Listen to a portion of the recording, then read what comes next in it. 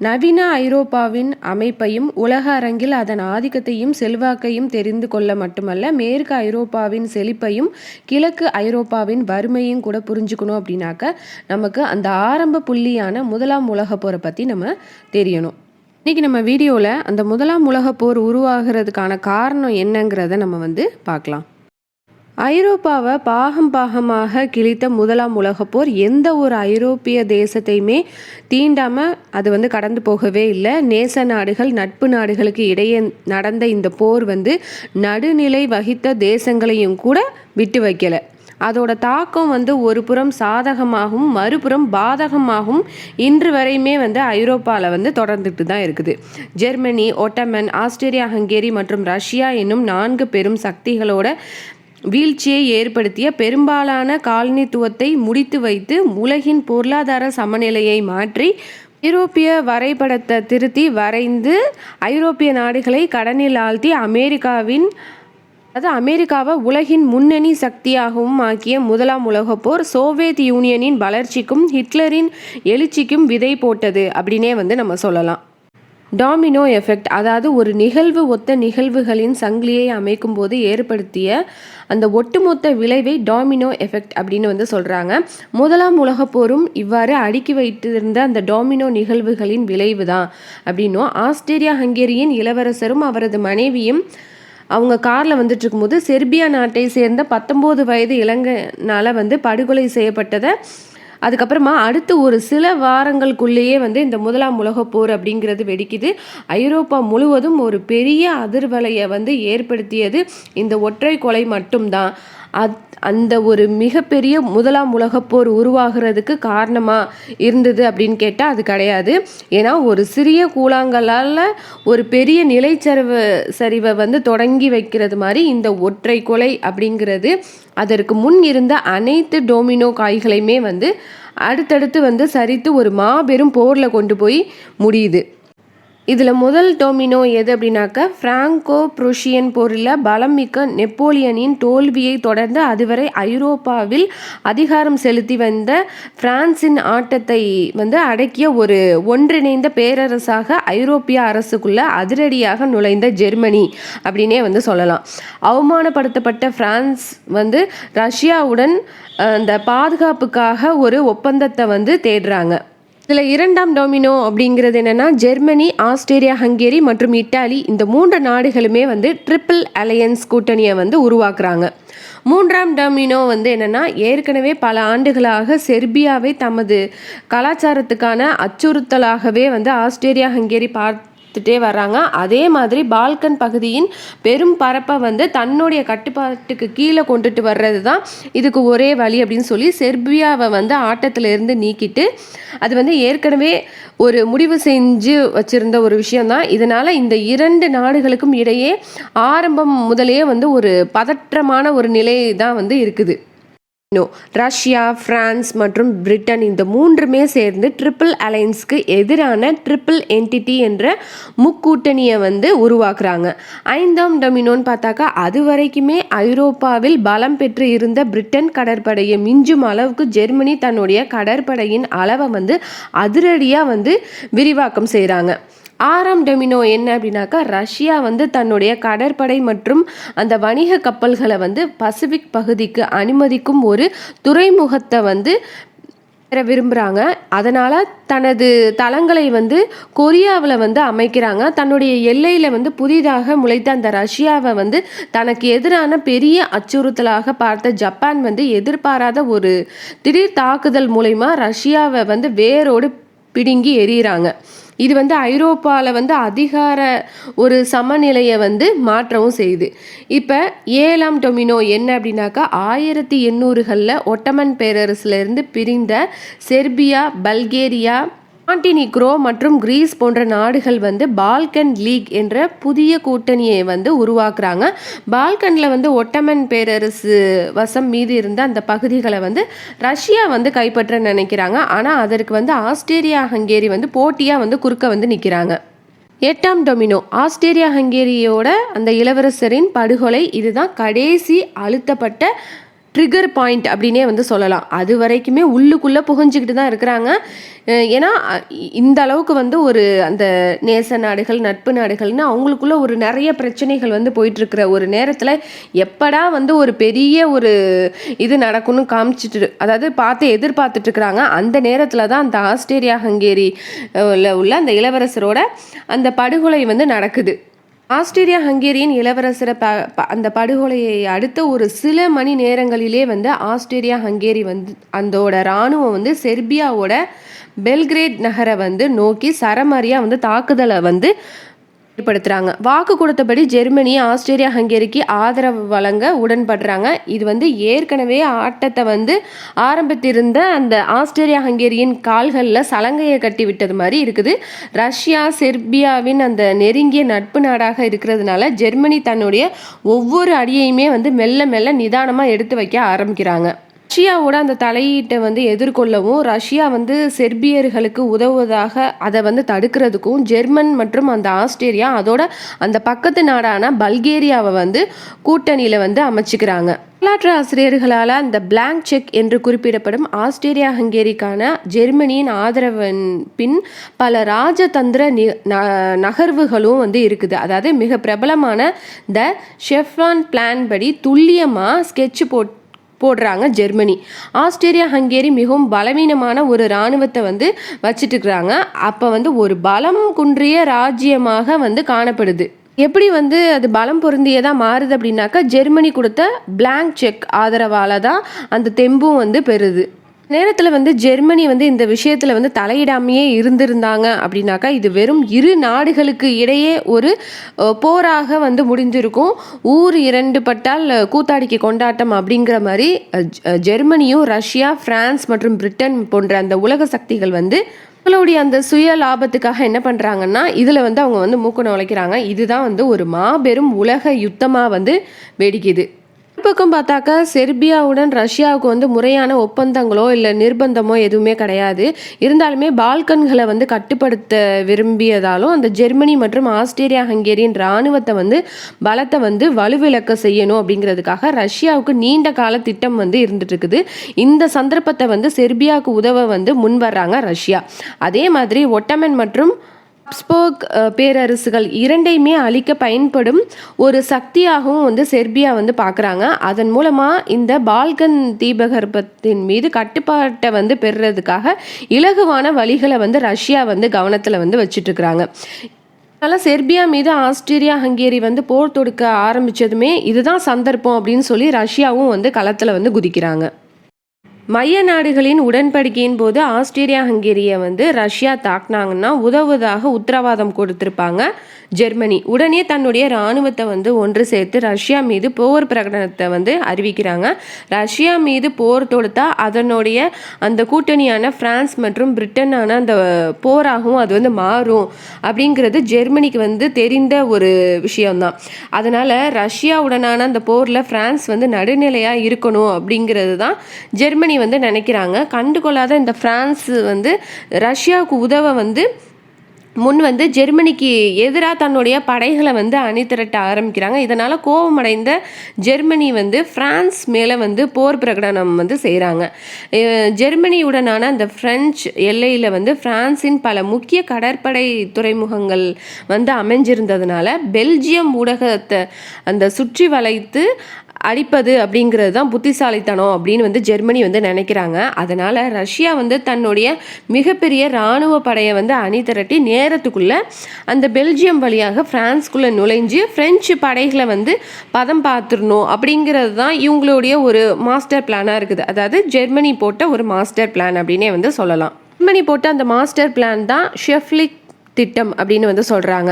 மேற்கில் வந்து பிரான்ஸ் மற்றும் கிழக்கில் ரஷ்யா என்னும் இரு வலுவான சக்திகளுக்கு எதிராக இரண்டு முனைகளிலுமே ஒரு போரை எவ்வாறு வெல்வது அப்படிங்கிறது வந்து முக்கியமான ஒரு பிரச்சனை இது வந்து ஜெர்மன் இராணுவத்தால் தீட்டப்பட்ட ஒரு துல்லியமான திட்டம் அப்படின்னே வந்து சொல்லலாம். ஒரு புறம் வந்து பிரான்ஸ், மறுபுறம் வந்து ரஷ்யா என இரு முனை தாக்குதலையுமே வந்து தவிர்க்க அப்போதைய அந்த ஜெர்மனியோட ஃபீல்டு மார்ஷல் மற்றும் ஜெர்மன் பொது பணியாளர்களோட தலைவராக பணியாற்றிய ஆல்ஃபிரட் கிராஃப் வோன் ஷெஃப்லான் என்பவரோட தலைமையில் தீட்டப்பட்ட இந்த திட்டம் வந்து ஆரம்பத்தில் பல பிரம்மாண்டமான வெற்றிகளை வந்து அடுத்தடுத்து ஜெர்மனிக்கு கொடுத்தாலுமே வந்து இறுதி ஆட்டம் வந்து ஜெர்மனிக்கு எதிராக வந்து திரும்புது.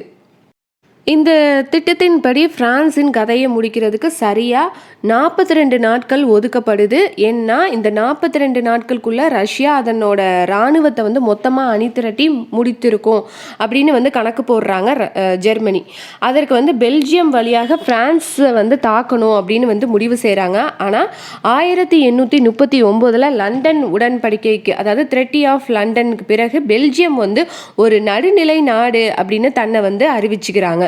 இது வந்து என்னன்னா, ஜெர்மனி இந்த நடவடிக்கைக்கு வந்து பெல்ஜியம் வந்து உடன்படிக்கை, அதாவது உடன்படலை. அது வந்து எங்கே போய் முடியுதுன்னா, த பேட்டில் ஆஃப் லீஜ் என்னும், அதாவது பெல்ஜியத்துக்கு எதிரான ஒரு போராக வந்து போய் முடியுது.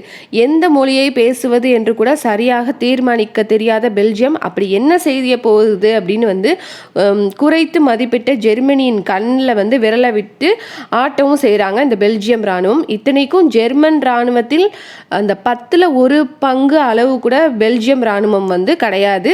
எதிர்பார்த்ததை விடவும் அதிக நாட்கள் நீடித்த இந்த போர் வந்து கடைசியில் ஜெர்மனே எதிர்பார்த்திராத ஒரு ட்விஸ்ட், இறுதியில் வந்து பலம் வாய்ந்த ஜெர்மன் இராணுவம் தான் வந்து பெல்ஜியத்தை வந்து வீழ்த்துறாங்க. இந்த நாட்கள் நடந்த இந்த ஜெர்மன் மற்றும் அந்த பெல்ஜியம் போர் வந்து பிரான்ஸ் இராணுவத்துக்கு வந்து சுதாரிக்கிறதுக்கு தேவையான ஒரு கால அவகாசத்தை வந்து கொடுத்தது அப்படின்னே வந்து சொல்லலாம். பெல்ஜியத்தில் தங்களுடைய அந்த ஆக்கிரமிப்பை முடித்ததுக்கு அப்புறமா ஜெர்மன் படைகள் வந்து பிரான்ஸை நோக்கி நகர்றாங்க. ஆனால் ஜெர்மனி வந்து பிரான்ஸ்குள்ளே நுழையும் போது அந்த பிரெஞ்சு படைகள் வந்து தயாரான நிலையில் வந்து இருக்கிறாங்க. த பேட்டில் ஆஃப் மோன்ஸ் என அழைக்கப்படும் உக்கிரமான ஒரு யுத்தம் வந்து ஆரம்பிக்குது. The battle of Mons August 23, 1914 British படைகள் ஜெர்மனியை நேருக்கு நேர் பார்த்து மோதிய முதலாம் உலகப் போரோட முதல் யுத்தம் இதுதான். ஜெர்மனி பிரான்ஸ் மீது போர் போகவதா வந்து அறிவிக்கிறாங்க. நேச நாடுகளின் அந்த கூட்டணியில் பிரான்ஸோட ஆதரவாக இருந்த பிரிட்டன் உடனடியாக ஜெர்மன் இராணுவத்தை வந்து வாபஸ் வாங்க சொல்லி ஜெர்மனியை வந்து எச்சரிக்கிறாங்க. அப்போது வந்து மிகப்பெரிய இராணுவ பலத்தோடு இருந்த ஜெர்மனி வந்து பிரிட்டனின் இந்த எச்சரிக்கையை வந்து அவங்க வந்து விட்டுடுறாங்க. இதை வந்து ஒரு தூசு மாதிரி அவங்க வந்து தட்டி விட்டுடுறாங்க. ஐரோப்பாவில் சூப்பர் பவராக உருவெடுத்து கொண்டுட்டு இருந்த அந்த ஜெர்மனியை வந்து எப்போது கவிழ்க்கலாம் அப்படின்னு ஒரு சரியான ஒரு சந்தர்ப்பத்தை வந்து அந்த சந்தர்ப்பத்துக்காக வந்து காத்துட்ருக்குறாங்க பிரிட்டன். வந்த வாய்ப்பை நம்ம வந்து நழுவ விடக்கூடாது அப்படின்னு வந்து அவங்களும் இறங்கிடுறாங்க. தென்கிழக்கு பிரான்ஸில் அல்சோஸ் லோரென் பகுதிகளில் வந்து பிரான்ஸ் மற்றும் ஜெர்மனி படைகளுக்கு இடையே நடந்த இந்த சண்டை வந்து ஆகஸ்ட் 23, 1914 அன்று தான் வந்து பிராங்கோ பெல்ஜியம் எல்லையில் வந்து மோன்ஸ் நகருக்கு பக்கத்தில் ஜெர்மனிக்கு எதிராக பிரான்ஸுடன் கைகோர்ந்து பிரிட்டிஷ் இராணுவம் வந்து களத்தில் வந்து இறங்குறாங்க. ஜெர்மனியோட அந்த ஒப்பிடும்போது 1/3 இராணுவ பலத்தை கொண்டிருந்த இந்த பிரிட்டிஷ் ஜெர்மனியின் அந்த சரமாரியான தாக்குதலை வந்து நிலை குலைந்தும் வந்து போகிறாங்க. பிரான்சின் கிழக்கு எல்லைகளிலுமே வந்து அதுக்கப்புறம் தெற்கு பெல்ஜியத்திலையும் நடைபெற்ற இந்த போரில் கடைசி வரை விடாமல் போரிட்டு வந்த அந்த பிரிட்டிஷ் படைகள் வந்து இறுதியாக சுமார் 1600க்கும் மேற்பட்ட உயிர் இழப்புகளோடு தன்னை சுற்றி வளைத்த ஜெர்மனி அந்த படைகள்கிட்ட வந்து தோல்வியை வந்து ஒப்புக்கொண்டு பின்வாங்கிக்கிறாங்க. இருப்பினுமே வந்து இன்று வரையுமே வந்து ஆங்கிலேயர்கள் வந்து மோன்ஸ் போரை வந்து ஒரு வெற்றியாக தான் வந்து அவங்க வந்து பார்க்குறாங்க. ஏன்னா 3.1 விகிதத்தில் குறைவான இராணுவ பலத்துடன் 48 மணி நேரங்களுக்கு மேலே தாக்கு பிடித்த இந்த பிரிட்டிஷ் இராணுவம் வந்து சுமார் 5000 உயிர் இழப்புகளை வந்து ஜெர்மனிக்கு வந்து ஏற்படுத்தி இருக்கிறாங்க. அதுக்கப்புறமா தான் வந்து அவங்க பின்வாங்கியிருக்கிறாங்க அப்படின்னு வந்து சொல்கிறாங்க. இப்போ வந்து அந்த ஐரோப்பாவையே வந்து சுற்றி வளைத்து அடித்து ஆரம்பித்த அந்த ஜெர்மனி வந்து வாழ்ந்ததா இல்லை வீழ்ந்ததா அப்படிங்கிறத நம்ம வந்து பார்க்கலாம். ஜெர்மனி ஆடின இந்த ருத்ர தாண்டவத்தை பார்த்து மிரண்டு போய் அது வரைக்குமே நடுநிலை வகித்த நாடுகளுமே வந்து மெல்ல மெல்ல ஜெர்மனிக்கு எதிராக அணிதிரள ஆரம்பிக்கிறாங்க. இருந்தாலுமே ஜெர்மனியை வந்து அசைக்க முடியலை. ஒன் மேன் ஆர்மியாக நின்று வெளுத்து வாங்குறாங்க ஜெர்மனி. 20ஆம் நூற்றாண்டின் ஆரம்பத்தில் தொழில்நுட்ப வளர்ச்சி, கலாச்சார முன்னேற்றம், நவீன சிந்தனைகள், மேம்படுத்தப்பட்ட சமூகம் என எல்லாவற்றிலுமே வந்து மேன்மை பெற்ற இருந்த ஐரோப்பிய தேசங்கள் வந்து மேலும் மேலும் காலனிகளை வந்து தமக்கு சொந்தமாக்கி கொள்ளணும் அப்படின்னு வந்து ஆசைப்படுறாங்க. எல்லா அதிகாரத்தையுமே வந்து அந்த தன்னுடைய கட்டுப்பாட்டுக்கு கீழே கொண்டுட்டு வரணும் அப்படின்னு சொல்லி தங்களுக்குள்ளேயே வந்து போட்டி போடவும் ஆரம்பிக்கிறாங்க. ஒருத்தரோட வளர்ச்சி வந்து அடுத்தவர் கண்களை பார்த்து வந்து உறுத்தவும் செய்யுது. செல்வமும் அதிகாரமும் கூட கூட தேவையும் அந்த பயமும் வந்து சேர்ந்து கூடிக்கிட்டே இருக்குது. அதற்கு தீர்வாக எல்லோருக்குமே என்ன நினைக்கிறாங்கன்னா, ஒரு யுத்தம்ங்கிறது தேவைப்படுது.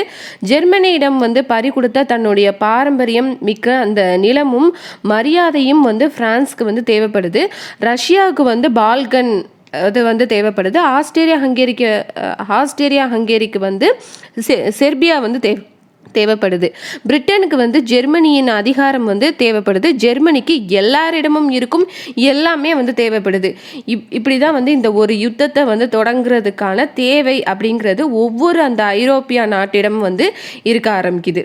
முதலாம் உலக போரில் பலம் வாய்ந்த ஜெர்மனியின் வரலாற்றில் ஒரு பெரும் திருப்பு முனையாக வந்து அமைது. அதில் வந்து ஜெர்மனியின் வெற்றியும் தோல்வியும் அதற்காக கொடுக்கப்பட்ட அந்த விலை வந்து கேள்விக்குள்ளாக்கியது அப்படின்னே வந்து சொல்லலாம். முதலாம் உலகப்போர் ஆரம்பித்த அந்த நேரத்தில் ஜெர்மனியை பார்த்து ஒட்டுமொத்த ஐரோப்பாவுமே பார்த்து பயந்து போகிறாங்க. அப்போது வந்து உலகம் எங்கும் பெரும்பாலான அந்த காலனிகளை வந்து கைப்பற்றி இருந்த பிரிட்டன், மிக சிறந்த இராணுவ பலத்தை வைத்திருக்கும் பிரான்ஸ் போன்ற நாடுகள் கூட ஜெர்மனியை பார்த்து பயப்படுறாங்க.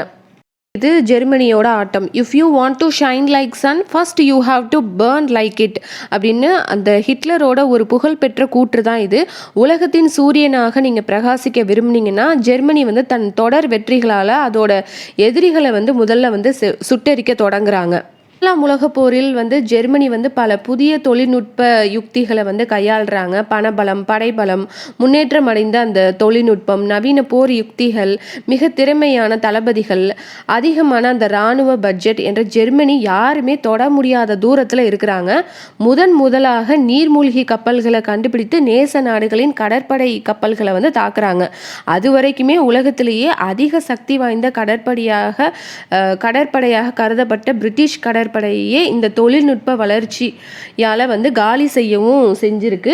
பிரிட்டனின் கடற்படை கப்பல்களை வந்து தனது நீர்மூழ்கி கப்பல்களால் வந்து மூழ்கடிக்கவும் படுது. அதே மாதிரி கன்கள் மூலியமாக வந்து நேச நாடுகளின் அந்த வான்படையை வந்து தன்னுடைய கட்டுப்பாட்டுக்குள்ளே வந்து கொண்டுட்டு வராங்க. இதுதான் முதலாம் உலக போரின் போது பயன்படுத்தப்பட்ட மிக முக்கியமான தொழில்நுட்ப முன்னேற்றம் அப்படின்னே வந்து சொல்லலாம். அமெரிக்கரான ஹிராம் மார்க்சிம் உருவாக்கிய இயந்திர துப்பாக்கிகள் எதிர்காலத்தில் வந்து தமக்கு வந்து பேர் உதவியாக இருக்கும் அப்படின்னு சொல்லி கணித்த ஜெர்மனி வந்து அதை வந்து அதிக அளவில் வந்து கொள்முதல் செய்து தயாராக வந்து வச்சுருக்கிறாங்க. 1914 வந்து யுத்தம் வெடித்த போது வேறு எந்த நாட்டை விடவும் ஜெர்மனியிடம் மிஷின்கன்கள் வந்து அதிகமான எண்ணிக்கையில் வந்து இருக்குது. மறுபக்கம் ஜெர்மன் தயாரித்த அந்த போர் விமானங்கள் வந்து நேச நாடுகளோட அந்த வான்பரப்பில் கழுகு மாதிரி வந்து முற்றுகையிட்டு இருக்குது. அதே மாதிரி இன்டோரோப்டர் கியர் எனப்படும் ப்ரோபல்லர் மூலம் சுடும் புதிய கண்டுபிடிப்பை கூட ஜெர்மனி வந்து வச்சிருக்கிறாங்க. நேச நாடுகளின் நகரங்களில் அந்த வெடிகுண்டுகளை வீசுகிறதுக்கும் வந்து தயாரான நிலையில் வந்து இருக்கிறாங்க. அதே மாதிரி முதலாக பெல்ஜியத்தில் வந்து முதலாக விஷவாயுவையும் வந்து ஜெர்மனி தான் வந்து பயன்படுத்துகிறாங்க. ரேப் ஆஃப் பெல்ஜியம் என அழைக்கப்பட்ட பெல்ஜியத்தின் மீதான அந்த ஜெர்மனியின் போர் குற்றங்கள் வந்து அந்த அளவுக்கு வந்து இருந்திருக்குது. ஆயிரக்கணக்கான பொதுமக்கள் வந்து சுட்டு கொல்லப்படுறாங்க. பல நகரங்கள் வந்து சூறையாடப்படுது. அங்கே உள்ள குழந்தைகளை வந்து உயிரோட வந்து எரிக்கவும் செய்கிறாங்க. நினைத்தாலே நடுங்க செய்யும் பல மனிதாபிமான அற்ற அவலங்கள் வந்து அந்த பெல்ஜியத்தில் வந்து அரங்கேறுது. பலம் குன்றிய அந்த பெல்ஜியம் அந்த படை வந்து முடிந்த அளவு வந்து தாக்கு பிடித்து இறுதியில் என்ன பண்ணுறாங்கன்னா ஜெர்மனிகிட்ட வந்து சரண்டர் ஆயிடுறாங்க. இதுதான் வந்து முதலாம் உலக யுத்தத்தில் வந்து ஜெர்மனியின் முதல் வெற்றியாக வந்து பொறிக்கவும் படுது. ஆனால் ஜெர்மன் படைகள் பெல்ஜியத்தில் நிகழ்த்திய அந்த வெறியாட்டம் வந்து அது வரைக்குமே நடுநிலை வகித்த அந்த நாடுகளை வந்து ஜெர்மனிக்கு எதிராக வந்து திருப்பவும் செய்யுது. ஏன்னா அந்த அளவுக்கு ஒரு பயங்கரமான விஷயங்களை வந்து செய்கிறாங்க ஜெர்மனி. மறுபுறத்தில் வந்து ஜெர்மனியை வளைத்த ரஷ்யாவை வந்து வெற்றிகரமாக பின்வாங்க செய்த பேட்டில் ஆஃப் மசுரைன் லேக் போரில் வந்து கிட்டத்தட்ட 3 லட்சத்துக்கும் அதிகமான ரஷ்ய படைகளை வந்து கொன்று வெறும் 6 வாரத்துக்குள்ளேயே வந்து ரஷ்யாவை வந்து விரட்டி அடிக்கிறாங்க. இதுதான் வந்து ஜெர்மனியோட 2வது பெரிய வெற்றியாக வந்து வருது. இப்படி தொடர்ந்து வெற்றிகளை வந்து அசால்ட்டாக அடுக்கிக்கிட்டே போகிறாங்க ஜெர்மன் இராணுவம். ஜெர்மன் படை வந்து ஆப்பிரிக்காவில் இருந்த பல பிரிட்டன் காலனிகளையும் வந்து தாக்கி கைப்பற்றி அதற்கு மாறாக பிரிட்டன் படைகளை வந்து ஜெர்மனியோட காலனிகளை வந்து தாக்குறதுக்கு வந்து தொடங்குறாங்க.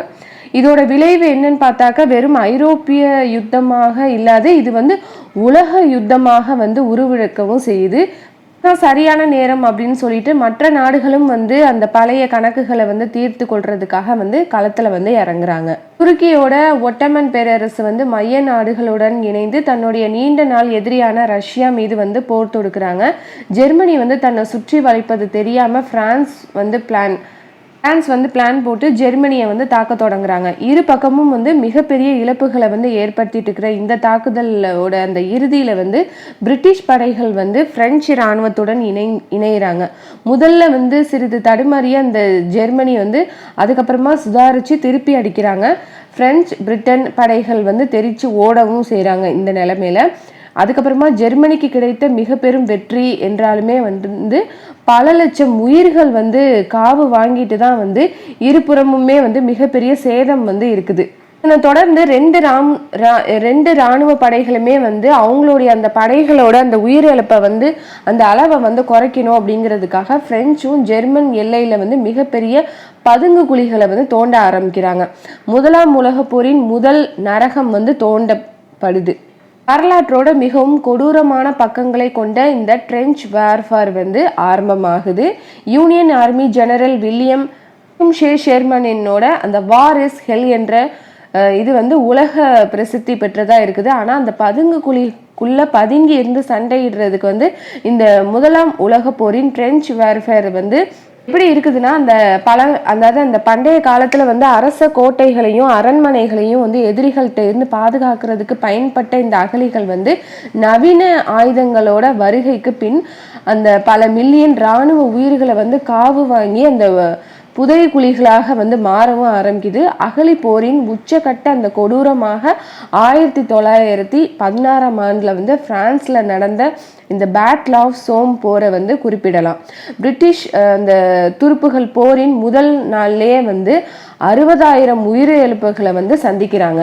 சுகாதாரமற்ற சூழ்நிலையில அந்த இராணுவ வீரர்கள் வந்து அகழிக்குள்ளேயே வந்து பதுங்கி இருந்து சண்டையிடுறதுனால அவங்களுக்கு வந்து வயிற்றுப்போக்கு, காலரா, டைஃபாய்டு காய்ச்சல் போன்ற அந்த தொற்று நோய்கள் வந்து வேகமா வந்து பரவவும் ஆரம்பிக்குது.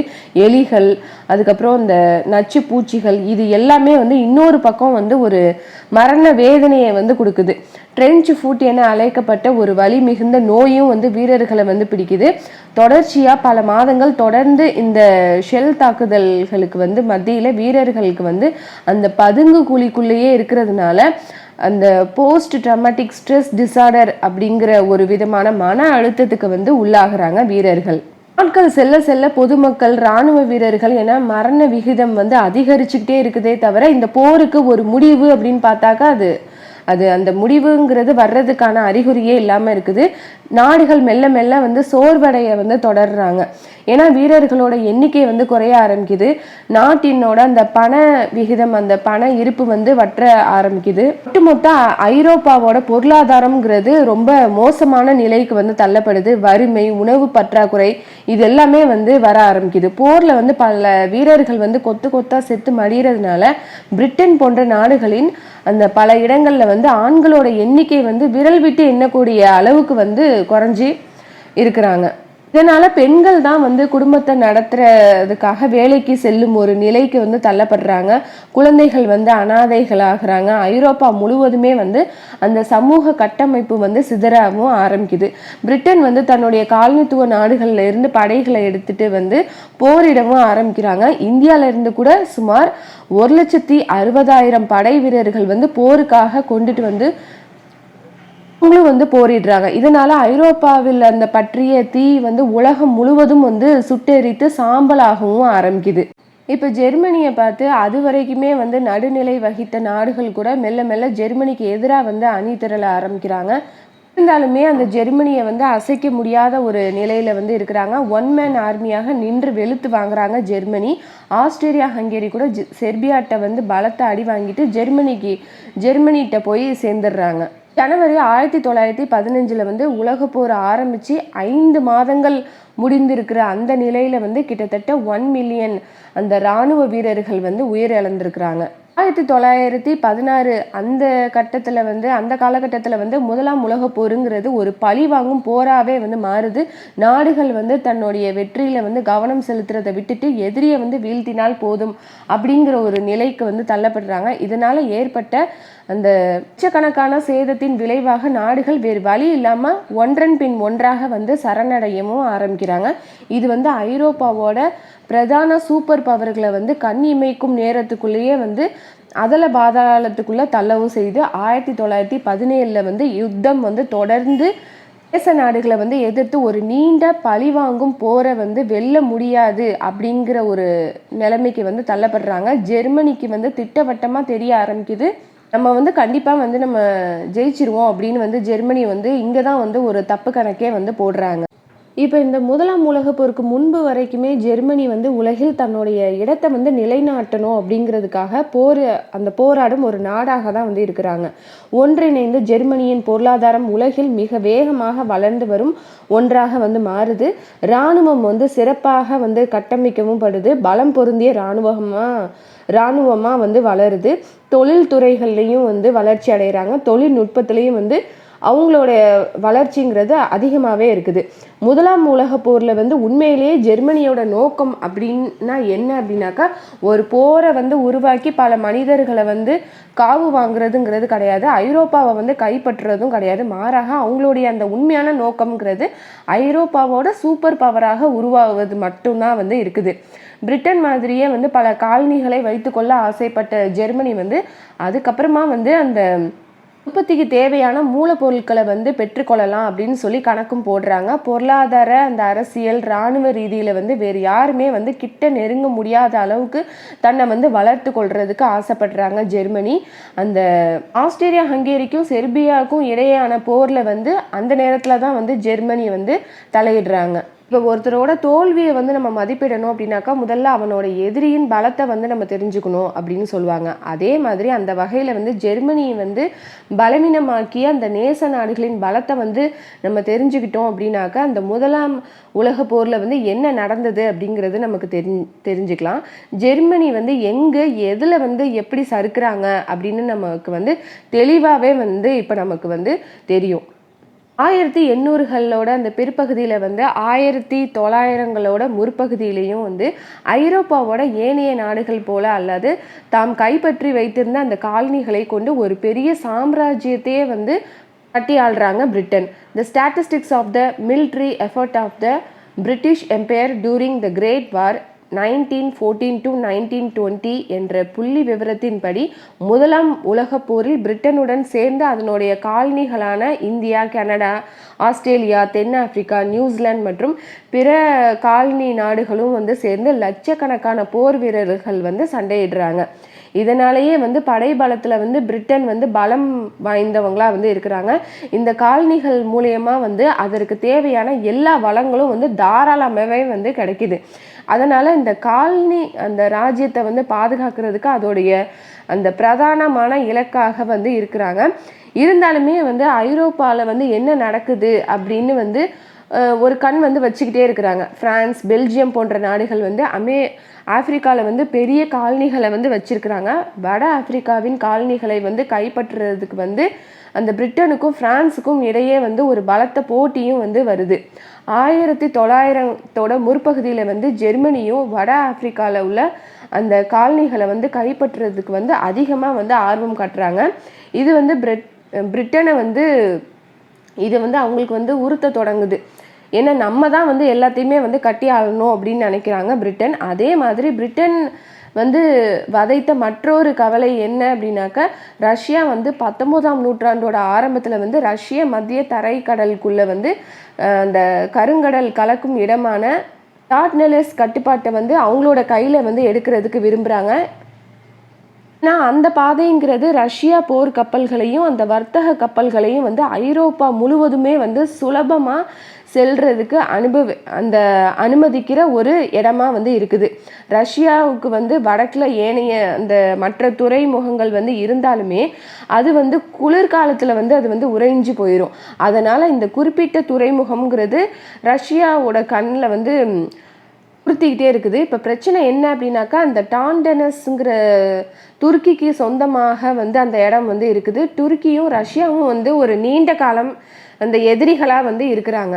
இப்போ வந்து எதிரிக்கு எதிரி நண்பன் அப்படிங்கிற ஒரு கொள்கையின்படி வந்து ரஷ்யாவுக்கு எதிராக துருக்கிக்கு ஆதரவளித்து அந்த பிரிட்டன் வந்து மத்திய தரைக்கடல் வழியாக வந்து இந்தியாவுக்கு செல்றதுக்கான அந்த பிரிட்டனோட மிக முக்கியமான வர்த்தக பாதையை வந்து இருந்தாலுமே அது வந்து ரஷ்ய கப்பல்கள் வந்து செல்றத வந்து பிரிட்டன் வந்து அதை விரும்பலை. 1900களோட முற்பகுதி வரைக்குமே ரஷ்யா மற்றும் பிரான்ஸ் மீதான அந்த பிரிட்டன் வந்து அவங்களுக்குள்ள வந்து ரொம்ப ஒரு மனக்கசப்பான ஒரு இது வந்து இருக்குது. பிரிட்டனுக்கும் ஜெர்மனிக்கும் இடையிலான உறவு வந்து நன்றாகவே இருக்குது. இருப்பினும் காலங்கள் மாற காட்சிகள் மாறும் அப்படிங்கிற மாதிரி அது வந்து மாறவும் ஆரம்பிக்குது. 2ஆம் கேசர் வில்லியம் வந்து ஜெர்மனியோட ஆட்சியை வந்து தன்னுடைய கட்டுப்பாட்டுக்கு கீழே எடுத்த அந்த நேரத்தில் ஜெர்மனி தான் வந்து ஐரோப்பாலேயே மிக அந்த பலம் வாய்ந்த ஒரு பெரிய சக்தியாக வந்து மாறணும் அப்படின்னு வந்து விரும்புகிறாங்க. அது கிழக்கில் வந்து ரஷ்யாவும் மேற்கில் வந்து பிரான்ஸும் வந்து ஜெர்மனியை வந்து சுற்றி வளைக்கிறாங்க. இதை வந்து அவர் வந்து பார்க்குறாரு. அதனால் தன்னுடைய இராணுவத்தை வந்து பலப்படுத்துறதுக்கு வந்து ஆரம்பிக்கிறாங்க. இதை அறிந்த பிரான்ஸும் ரஷ்யாவும் தங்களுடைய அவங்களும் வந்து அவங்களுடைய மிலிட்ரி ஸ்ட்ரென்த்தை வந்து அதிகப்படுத்துகிறாங்க. 1900களில் வந்து ஐரோப்பாவில் உள்ள பெரும் சக்திகள் அனைத்துமே வந்து அவங்கள்ட்ட இருக்கிற அந்த தரை மற்றும் வான் அந்த கடற்படைகளை வந்து பலப்படுத்த வந்து ஆரம்பிக்கிறாங்க. பிரிட்டனோட ஒரே கொள்கை அப்படிங்கிறது என்னன்னு பார்த்தாக்கா, ஐரோப்பாவில் பிரிட்டனை தவிர வேறு எந்த நாடுமே வந்து ஆதிக்கம் செலுத்தக்கூடாது அப்படின்னு வந்து நினைக்கிறாங்க. தான் பிரிட்டனை எதிர்த்து எந்த ஒரு நாடுகளுமே வந்து வரக்கூடாது அப்படின்னு நினைக்கிறாங்க. அதிக காலனிகளை கைப்பற்றிய ஆர்வம் காட்டிய ஜெர்மனி தான் ரஷ்யா மற்றும் அந்த பிரான்ஸை விடவும் தனக்கு மிகப்பெரிய அச்சுறுத்தலாக வந்து இருக்க போகிறாங்க அப்படின்னு வந்து பிரிட்டனுக்கு வந்து ரொம்ப தெளிவாகவே வந்து தெரியுது. ஜெர்மனியின் அந்த வலுவான பொருளாதாரம், அதிக மக்கள் தொகை, சக்தி வாய்ந்த ஆயுதப்படைகள் எல்லாமே வந்து ஒன்றிணைஞ்சிச்சுன்னா ஐரோப்பாவில் வந்து ஒரு சூப்பர் பவராக வந்து ஆதிக்கம் செலுத்துகிற அளவுக்கு வந்து இந்த ஜெர்மனி வந்து வந்துருவாங்க அப்படின்னு சொல்லி பிரிட்டன் வந்து தெரிஞ்சுக்கிறாங்க. அது வரைக்குமே சண்டை போட்டு கொண்டுட்டு இருந்த அந்த ரஷ்யா மற்றும் பிரான்ஸோட கைக்குலுக்கி ஜெர்மனிக்கு எதிராக ட்ரிபிள் என்டிட்டியில் வந்து இணையிறாங்க. அதுக்கப்புறமா தான் ஆஸ்திரியா ஹங்கேரிக்கும் செர்பியாவுக்கும் இடையான அந்த சண்டை வந்ததுக்கப்புறமா அதை தொடர்ந்து ஷெஃப்லான் பிளானின் படி ஜெர்மனி வந்து பெல்ஜியம் ஊடக பிரான்ஸை வந்து தாக்குனதுக்கப்புறமா அடுத்து பிரிட்டன் வந்து களத்தில் குதிக்கிறாங்க. நம்ம ஏற்கனவே பார்த்த அது வந்து ஒரு தனி வரலாறு அப்படின்னே வந்து சொல்லலாம்.